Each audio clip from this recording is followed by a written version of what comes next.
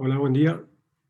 Mientras esperamos unos 2 minutos más, quería contestar la pregunta. Tiene que ver con el parcial el último parcial, ¿sí? Aún no he tenido respuesta de Secretaría Académica. En cuanto me confirmen que podemos extender la cursada, o se los comento el jueves, o ya indico en el campus la fecha del parcial, ¿sí? Por ahora, está bien que me demoré un poquito para averiguar otras cosas, pero yo calculo que si no es hoy, mañana seguro que me van a contestar. Así que espero que para el jueves sepamos. Inclusive recuerden que una vez confirmado que podemos extender, tendrían que acercarse a la Secretaría para dejar una nota firmadas por alumnos de las tres carreras.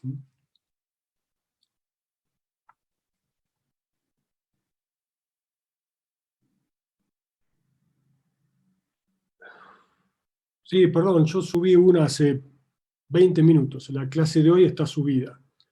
Si la quieren ir bajando, los espero 1 o 2 minutos. Es la de torsión. Hoy vamos a ver torsión. Es el último tema que nos queda para empezar a combinar, ¿sí? Es el último tema nuevo. Lo que siguen son clases de combinación de los esfuerzos. Y bueno, si extendemos el parcial para el 29, nos van a quedar varias clases de repaso y consultas, sobre todo, ¿sí? Pero después de torsión tenemos 2 clases más de esfuerzos combinados. Vamos a empezar haciendo combinaciones sencillas, tracción-flexión, flexión desviada. Obviamente, para ejercitarse hay que arrancar con combinaciones sencillas, pero el procedimiento es exactamente el mismo. Y terminaremos con un caso, como recuerdan cuando planteábamos en el espacio que aparecían flectores, torsores, cortes axiales. Bueno, analizaremos una sección con varios esfuerzos y van a ver que es exactamente lo mismo, es superposición. Solamente hay que tener cuidado con identificar la distribución de tensiones que genera en la sección cada uno de los esfuerzos, ¿sí? Y después, para un punto determinado de la sección, hacer la superposición para armar el estado tensional, ¿sí? Vamos a ir agregando además algunos conceptos de tensiones o deformaciones admisibles, algunas cosas que tienen que ver con el dimensionamiento, o sea que los materiales no pueden soportar la tensión o la deformación que nosotros querramos. Tienen un límite dado por su resistencia, ¿sí? O por su límite a la deformación elástica, ¿sí? Hago un paréntesis, alguien me está preguntando, recuerden que si el último parcial es el 29, el recuperatorio es el 6, ¿sí? Y el 8 tendríamos la revisión de los parciales final, ya para, obviamente a partir del 6 también tenemos que tomar coloquios, aquellos que hayan promocionado, ¿sí? Para eso tenemos que primero corregir los parciales, así que esto se nos va a extender. Si hacemos el examen el 29, se nos va a extender hasta el 8, 9 o el 10, ¿eh? Si anda todo bien, ¿sí? Vamos a ver, ¿sí? Perdón que me corté, pero habían hecho la consulta. Pensé que había quedado claro ya el otro día, ¿sí? No podemos tomar el recuperatorio el jueves siguiente, porque no podemos en 2 días corregir todo, que ustedes revisen y decidan el examen, ¿sí? en un día. Imposible. Así que si el examen tercer parcial es el 29, el recuperatorio es el 6. Bueno, vamos a ver hoy torsión. Recuerden que la primera hipótesis que utilizamos, siempre implícita en este módulo, es que tenemos pequeñas deformaciones, ¿sí? Entonces, todo lo que estamos viendo como deformado está exagerado, ¿sí? Para entender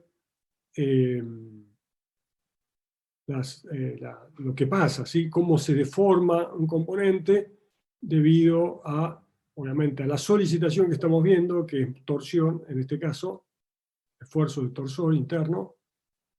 Bueno, hipótesis de pequeñas deformaciones y alguna hipótesis que se puede verificar experimentalmente, sobre todo por lo que ocurre realmente con las tensiones y la deformación que se genera.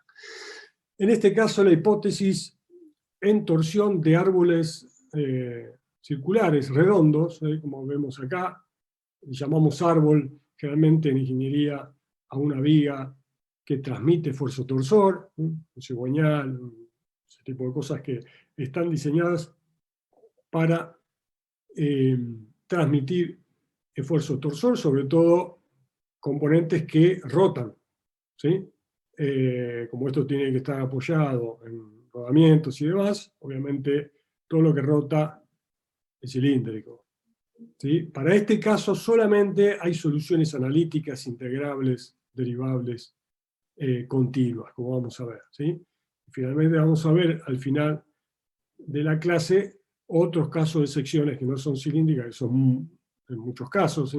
Cuadradas, rectangulares, ramificadas, espesor delgados, huecas, que ya hay que trabajar con otro tipo de expresiones para valores puntuales. Bueno, lo que vamos a ver acá entonces es un tramo, una viga sometida en esfuerzo torsor. Recuerden que no estamos analizando la singularidad en la aplicación de los momentos, considerando que el esfuerzo ha distribuido las tensiones de manera adecuada, considerando el equilibrio, las hipótesis de deformación y demás. En este caso, la hipótesis de deformación que se toma es que las secciones inicialmente planas permanecen planas y lo único que hacen es girar una respecto de la otra, alrededor del eje del árbol o viga, en este caso el eje del cilindro. Como está indicado acá, a ver si puedo dibujar un poco.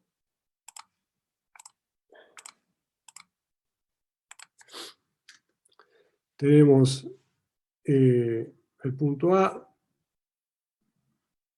el punto B, C y D, que definen tres secciones determinadas, ¿sí? Dos extremas y dos intermedias separadas por un delta X.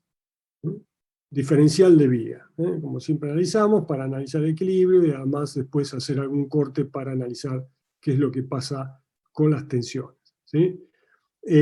Acá vamos a suponer que la sección A, un extremo, está fija en el espacio como si estuviese empotrado, porque en este caso, como hay giros relativos de una sección respecto de la otra, tomamos una como referencia, ¿sí? En este caso suponemos que no gira. Entonces, al aplicar el momento torsor, con la hipótesis de que las secciones solo giran una respecto de la otra, obviamente se van a girar de acuerdo al momento aplicado y las propiedades de la sección, que vamos a ver cuáles son las que definen, aparte del tipo de material. Por lo tanto, para cada sección vamos a tener un desplazamiento de un punto superficial. Fíjense que los puntos A, B y C son puntos superficiales, pero pueden ser internos. Lo que vamos a plantear vale para cualquier punto a lo largo de un radio. Por eso es que acá estamos planteando coordenadas cilíndricas, porque es más fácil de ver todo cuando una sección gira respecto del otro. Acá tenemos, recuerden, simetría axisimétrica. Todos estos puntos están inicialmente a lo largo de una línea, antes de la deformación. Luego de la deformación, el punto A queda en su lugar, porque suponemos que esa sección es fija, pero el punto B viene a este que podemos llamar B', para que se entienda bien. Este C a este C', y este D a este D'. Lo planteamos en la superficie para que se entienda bien. Los puntos acá. Entonces vamos a tener, fíjense, sobre todo para un diferencial de viga, que hay un desplazamiento, un giro como un rígido, de B a B' y de C a este punto que está acá, que podemos llamar C2, una cosa así, ¿sí? Por la acumulación de giros relativos y giros relativos de una sección respecto a la otra, acumulado entre A y B, pero si tomamos un diferencial de viga delta X, tenemos un giro relativo, un giro rígido, ¿sí? Y después un giro delta tita relativo de una sección respecto de la otra separada, un delta X. Esto es importante, después sus casas analicen esto, entiendan bien de dónde sale todo, recuerden que esto es resultado de la hipótesis de que las secciones giran, pero permanecen planas. Esto solo es así en este tipo de secciones. Si tomamos ese diferencial de viga y analizamos lo que ocurre ahí, nuevamente recuerden que tenemos un giro relativo de B a B' y C a C', respecto, como un giro rígido debido a la acumulación de giros entre las secciones ubicadas entre A y B, pero entre ellas hay un giro relativo, delta tita, este giro relativo, debido a que C' baja a C segunda respecto de esta línea B', C', ¿sí? Que define la posición de los puntos B y C por la acumulación de los giros entre A y B. Bien, vamos a tomar, para entenderlo, cómo se deforma esto y de dónde aparecen las tensiones, o esta deformación, o esta distorsión que está indicada acá, que es el resultado del giro relativo delta tita. Vamos a tomar un elemento en C. Recuerden que esto sería, en realidad debería ser más grande porque yo tengo un delta tita, delta X acá, ¿sí? Esto es un delta X, lo que pasa es que está exagerado, ¿sí? Entonces nosotros podríamos tomar este componente, sería un delta de volumen, delta X, delta tita, delta R, ¿sí? Pero lo que lo vamos a hacer cuadrado, lo vamos a indicar acá. Este sería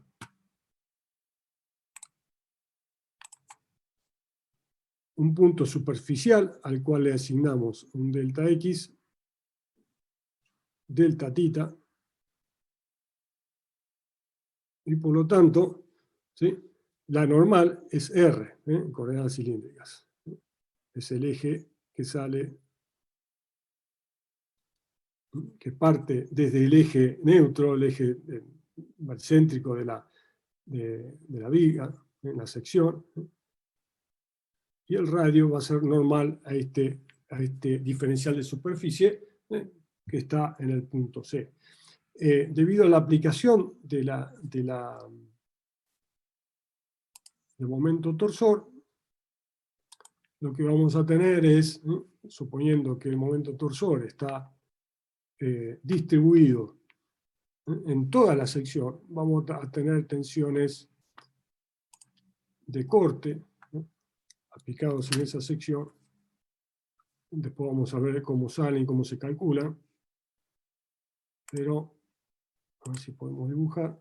Vamos a tener una tensión para acá, y obviamente la equilibrante está para allá, y las recíprocas van a ser esta y su equilibrante, ¿sí? Eso va a hacer que haya un desplazamiento relativo, un giro relativo de una sección respecto de la otra separada un delta X. ¿Sí? Nosotros sabemos ya que estas tensiones, recuerden que son de este lado, ¿qué sigma es? ¿O qué tau? Esta que está acá. XY. XY. Este es en el plano X, sí, pero en coordenadas cilíndricas acá para entender. Tita. Xtita. Tita. ¿Sí? Porque tita, fíjense, el delta tita está en este sentido. Si ponemos los ejes,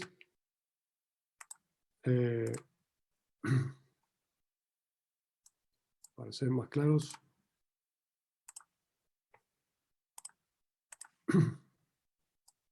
este es el eje X, este es el eje tita y este es el eje R. ¿Sí? Esto es tita y esto es X. Acá sigue el plano de la sección, que estoy considerando en X, pero X y no está. ¿Sí? Lo estoy mirando desde R, desde afuera, esta es la sección. ¿Sí? ¿Esto qué me iba a generar? Esto es un estado de corte puro. ¿Qué me iba a generar? Deformaciones de corte, ¿sí? Y esto iba a tener una distorsión asociada. ¿Cómo se iba a deformar?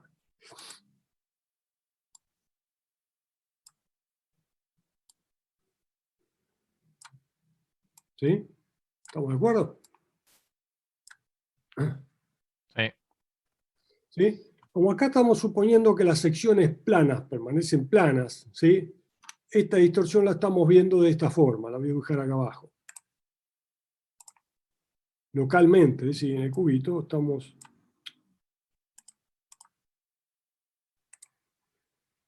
viendo, perdón, voy a dibujar primero el cubito original, que es el mismo.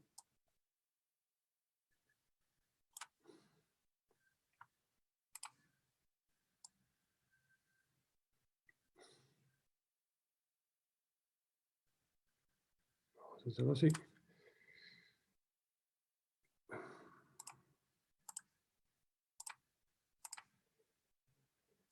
Y tenemos ahora este tramo que podemos suponer lo que está en su lugar y este que se desplaza hacia abajo, ¿sí? Y por lo tanto la distorsión se ve totalmente. Es como si tuviese girado este cubito, si lo oriento para que esta sección quede vertical, ¿sí? Perdón, está al revés. Como los puse acá, acá lo dibujé al revés, ¿sí? A ver si puedo borrar sin hacer macana. Este y este, así como están las tensiones, tiene que ir al revés. No sé qué estaba mirando. Si este está fijo, vamos a suponer que esto se va a deformar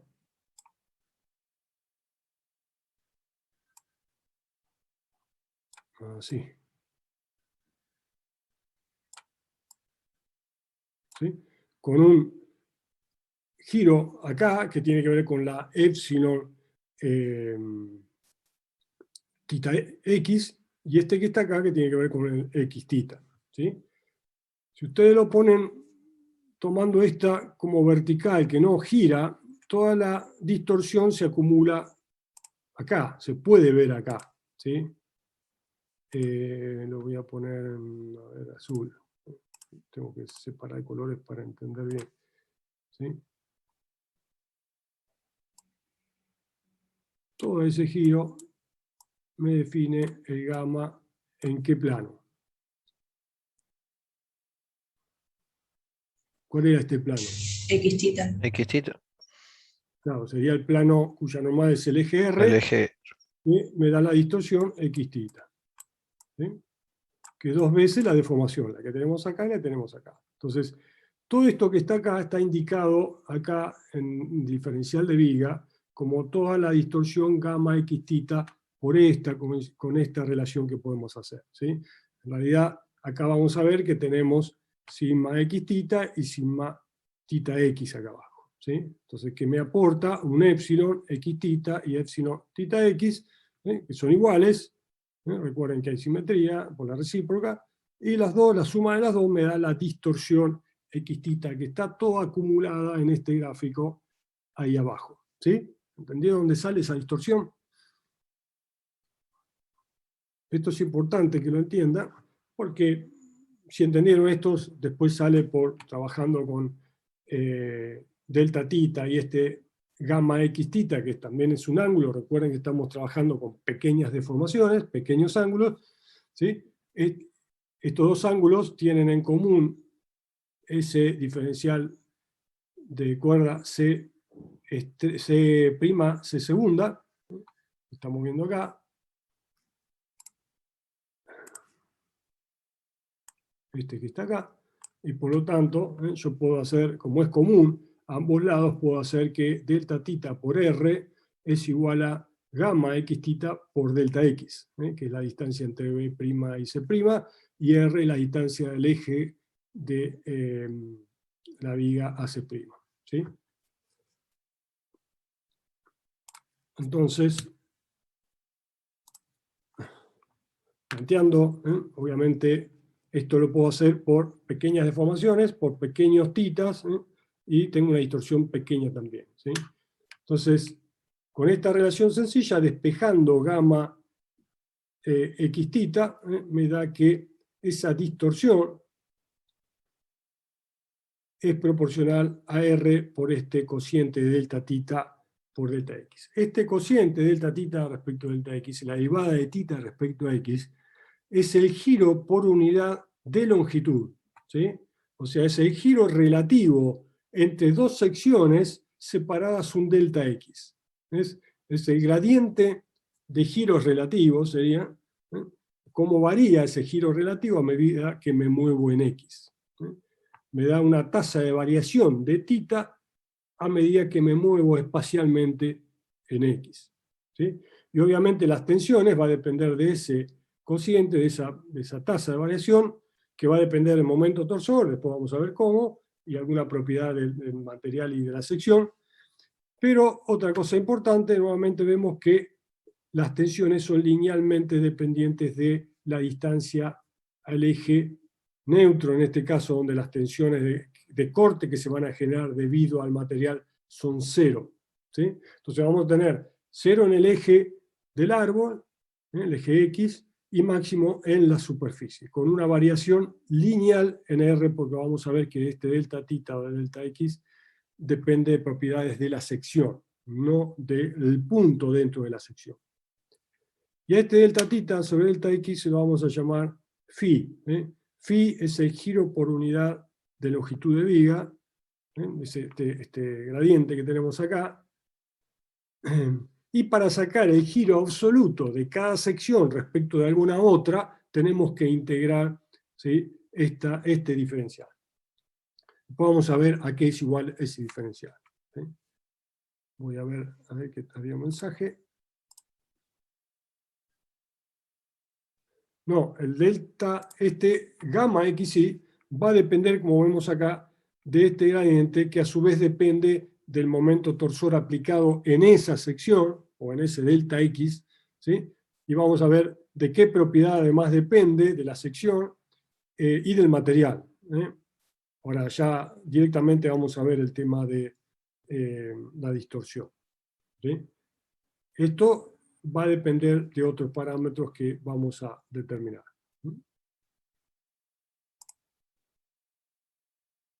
Bueno, acá lo que hice fue reemplazar, fíjense que está acá escondido debajo de algo que escribí.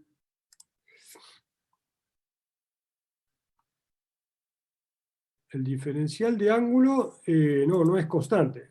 Esto vamos a ver, todavía no sabemos de qué depende esto, ¿sí? Lo vamos a calcular. Acá lo importante es que el momento torsor, con las hipótesis consideradas, me va a generar tensiones de este tipo, que son linealmente dependientes con R, y directamente proporcional a este valor phi, ¿sí? Que vamos a ver de qué se trata. Acá fíjense que también puedo reemplazar el gamma por esto que ya sabemos que es la distorsión, como se calcula. ¿sí? Sabemos que la distorsión es la tensión de corte, cualquiera de las dos, tau x tita o tita x, dividido g, que es el módulo de corte, ¿sí?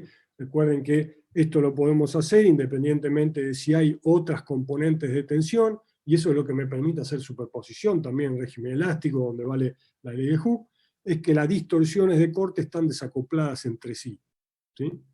Entonces, solamente para calcular la distorsión en gamma x tita, solo necesito las tensiones x tita, ¿sí?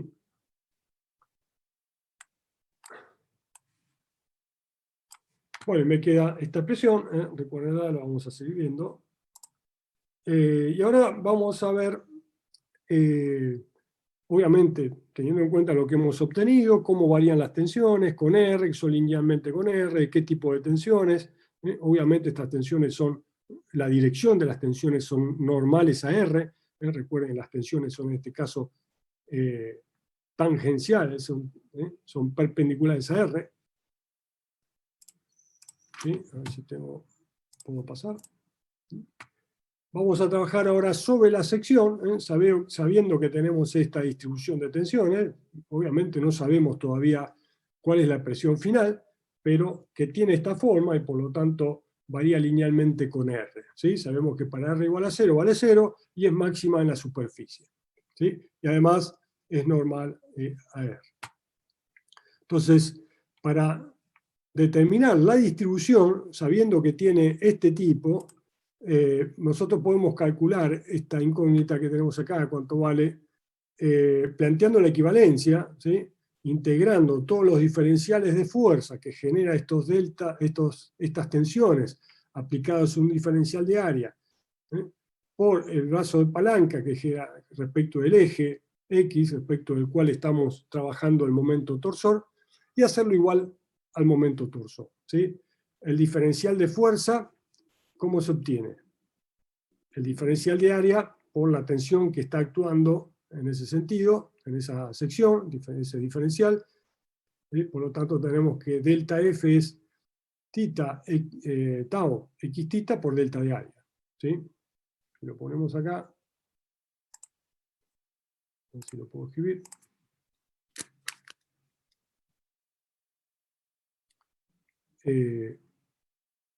Delta de fuerza es igual a tau sigma x tita por delta de área. ¿Sí? Y el diferencial de momento es igual a delta F por R.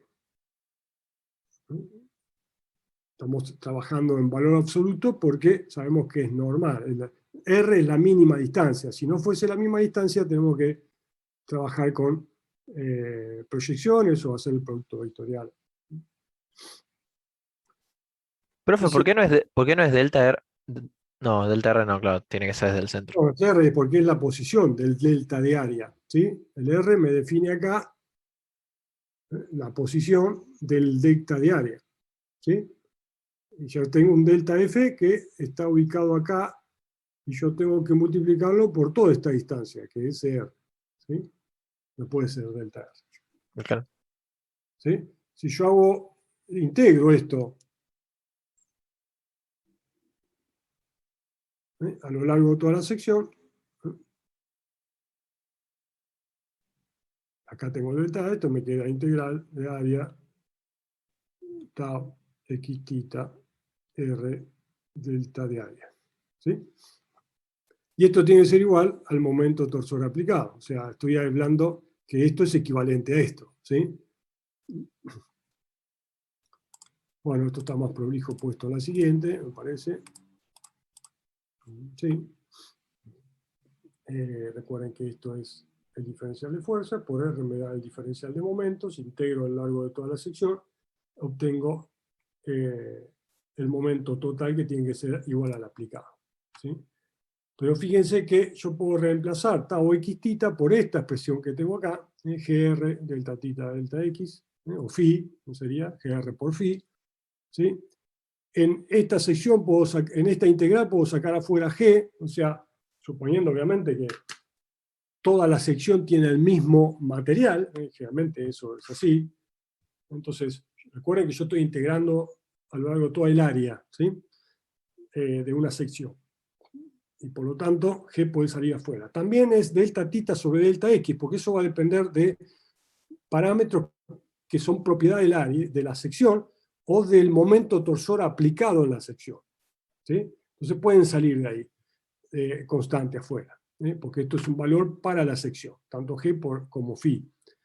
Y me queda entonces G por phi por integral del área R cuadrado delta área. ¿Y eso qué es? ¿A qué es igual esta integral? No es el momento polar. Muy bien, momento de inercia polar. Recuerden de indicar bien lo que están describiendo, ¿sí? Por lo tanto, fíjense que me queda una expresión muy sencilla para el momento torsor o las tensiones que tenemos acá. Podemos despejar delta tita, delta x, o sea, delta phi,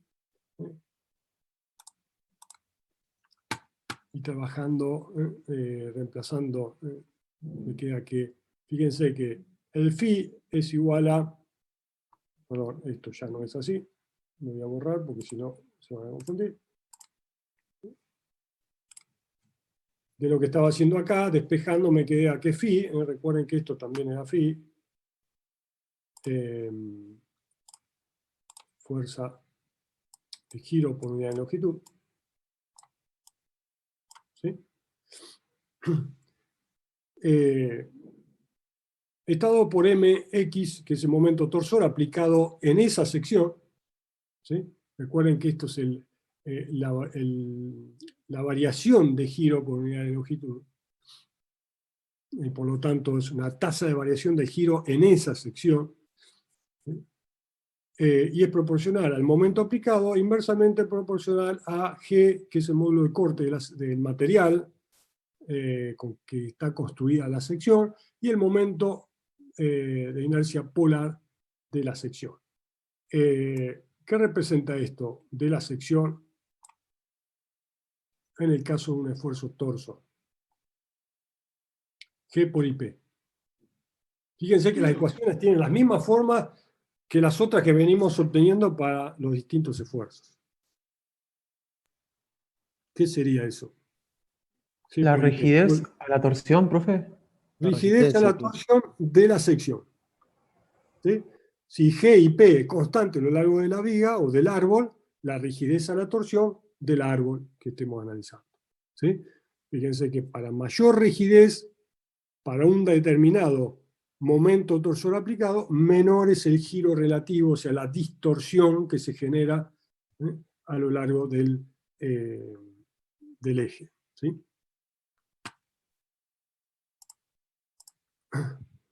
Bueno, y si utilizamos estas dos expresiones para eliminar phi, delta tita, delta x, me queda la expresión que puedo utilizar para calcular las tensiones generadas por un momento torsor en una sección. Fíjense que solo depende del momento de inercia polar, es inversamente proporcional al momento de inercia polar, y directamente proporcional a R. O sea, dada la sección, conocemos el momento torsor aplicado a esa sección, conocemos el momento de inercia polar de la sección y podemos calcular la distribución de tensiones a lo largo de la sección, ¿sí?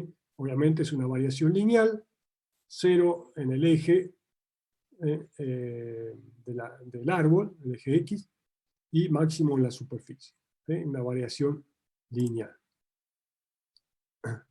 Acá lo que hemos graficado abajo, sobre todo a la derecha, es para que vean cuáles son las tensiones que se generan. Abajo del círculo hay un corte, donde está la tau x tita y la recíproca, ¿sí? Para que vean que sobre la sección tengo tau x tita, pero tengo la recíproca hacia adentro en un plano tita, ¿sí? Y si yo grafico la distribución de tensiones a lo largo de un diámetro cualquiera, voy a tener siempre la misma distribución de tensiones, ¿sí? Cero, fíjense que no depende del diámetro que tome, solo depende de R, entonces independientemente si tomo un diámetro cualquiera, supónganse que estoy tomando, no sé, este de acá, ¿sí? O los mismos ejes, o este, la distribución de tensiones siempre va a ser la misma y expresada acá. Lo único que cambia son la dirección de las tensiones de corte, ¿sí? Porque son siempre perpendiculares al radio. Entonces acá van a ir para acá, ¿sí? Acá van a venir para acá, ¿sí? Acá van a venir para abajo, ¿sí? Acá van a ir para la derecha, acá van a ir para arriba. Y esto es lo que tienen que recordar, ¿sí? Fíjense que el sentido lo define el momento, ¿sí? Y eso está asociado a qué giro genera el momento, si para la derecha o para la izquierda, o sea, horario o antihorario. Es lo único que importa acá, por eso siempre le decía que el signo no importa, lo importante es después determinar qué tipo de giro me genera, y lo puedo mirar positivo o negativo de un lado, de otro, en un sentido del otro, el que sea. Lo importante es no equivocarse en el sentido que van a girar las secciones en formas relativas unos de otros. Profe, te queda menos de un minuto.